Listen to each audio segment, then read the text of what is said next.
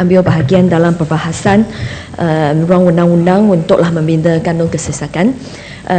Pada mulanya saya inginlah ucaplah tahniah dan syabas kepada kerajaan kita dan terutamanya kepada Menteri Undang-Undang kita, kerana saya rasa walaupun ruang undang-undang ini memang ada banyak ruang untuklah kita menambah baik lagi, tetapi saya rasa beberapa fasa dalam ruang undang-undang ini memanglah memberi perhatian dan jugalah menambah baik perlindungan terhadaplah golongan wanita, sepertilah fasa 17 iaitu punishment for causing hurt by spouse, dan juga fasa 18 kita sekarang ada punishment for using criminal force by spouse, dan jugalah fasa 19 iaitu gang rape. Tetapi saya rasa sepertilah yang telah disebut olehlah yang berhormat Bagan dalam ucapan beliau tadi, pada pertamanya kita kita tak ada nampak ada satu section yang baru untuklah logo dalam perkahwinan.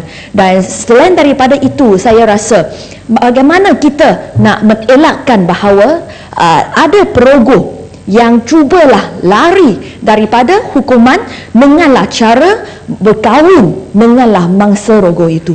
Dan sebenarnya kes sebegini memang berlaku di negara kita. Pada tahun ini kita adalah satu peristiwa di kalau tak silap di Sabah, di mana seorang lelaki yang berumur 40 tahun, beliaulah pergi ke mahkamah session dan sepatutnya beliau atau dia sepatutlah didakwa dibawa untuklah kesalahan rogo, kes rogo. Tetapi apabila beliau pergi ke mahkamah session, beliau dia maklumkan mahkamah bahawa dia sudah kahwin denganlah mangsa beliau yang hanyalah umur dia 14 tahun. Kes tu masih berjalan sekarang ya? Ya, betul. Saya tahu. Saya tak akan sentuh tentanglah isi kandung tentang kes itu. Tetapi saya nak sentuh di sini bahawa memang ini kes sebegini berlaku, bahawa adalah perogoh yang berkahwin denganlah mangsa mereka supaya mereka boleh lari dari hukuman. Saya rasa ini adalah satu aspek yang kita mungkinlah tak masukkan lagi dalamlah ruang undang-undang ini. Dan saya nak sentuh di sini bahawa isu yang saya nak sentuh di sini adalah tentang perkahwinan bawah umur.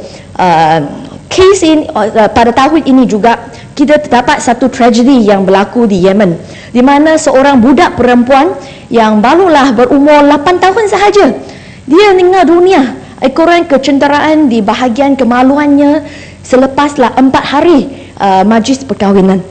Walaupun saya rasa kes sebegini, tragedi sebegini belumlah berlaku, nasib baiklah belumlah berlaku di Malaysia, tetapi saya rasa sudah tibalah masa untuklah negara kita, untuklah kerajaan kita, untuklah meneliti isu ini tentang perkahwinan bawah umur.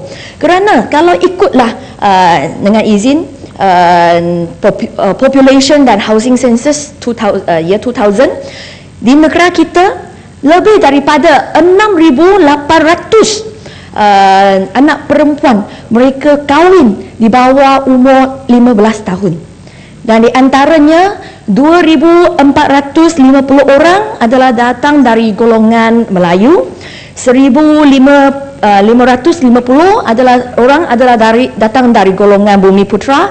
Untuk golongan orang Cina juga adalah 1,600 kes, dan juga masyarakat India 600 kes, dan untuk kaum lain-lain juga ada 600 kes. Ini menunjukkan bahawa perkahwinan di bawah umur ini dia bukan satu masalah untuklah satu kaum ataupun satu masyarakat sahaja, tetapi ia adalah menyeluruh. Ia adalah satu isu yang menyeluruh di masyarakat seluruh Malaysia. Dan kajian jugalah menunjukkan bahawa di antara mereka yang kahwin di antara tahun 10 sampai 14 tahun, sudah terdapat 235 daripada mereka di mananya suaminya telah meninggal dunia ataupun mereka sudah bercerai.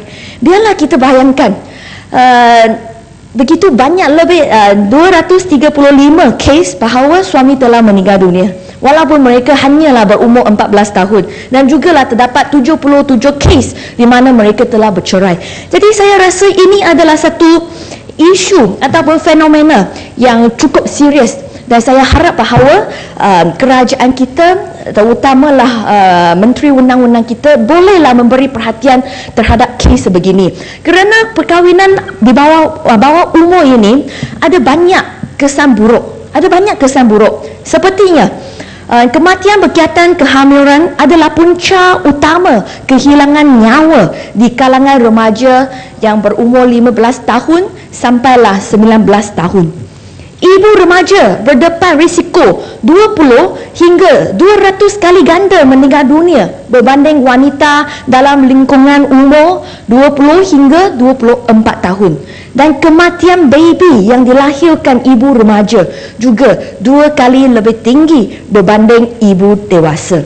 Kajian juga menunjukkan bahawa perkahwinan bawah umur juga boleh memberi kesan kepada kesihatan mental, emosi, sosial dan kerohanian remaja.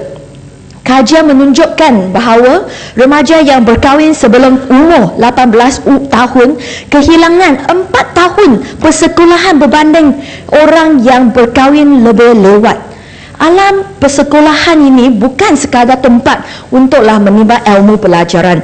Di situlah berlakunya perkembangan personality, persediaan melangkah ke alam dewasa yang secara tidak langsung menyumbang kepada kesejahteraan keluarga dan masyarakat serta kemampuan menjana ekonomi keluarga. Dan anak daripada ibu yang kurang berilmu mempunyai kecenderungan mengulangi corak hidup sama seperti ibu mereka.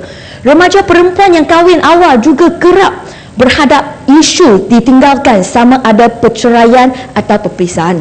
Dan juga remaja perempuan yang kahwin awal berisiko 3 kali lebih tinggi untuk diceraikan berbanding mereka yang berkahwin lebih lewat.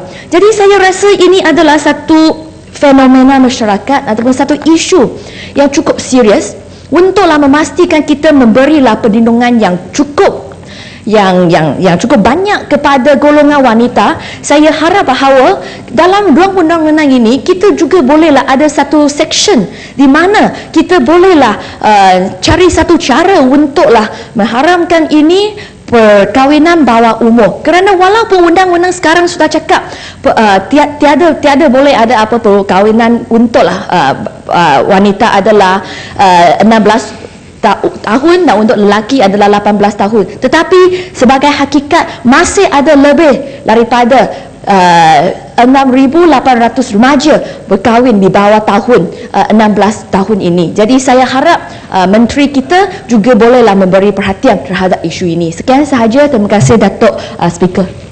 Ya, silakan Pak Menteri.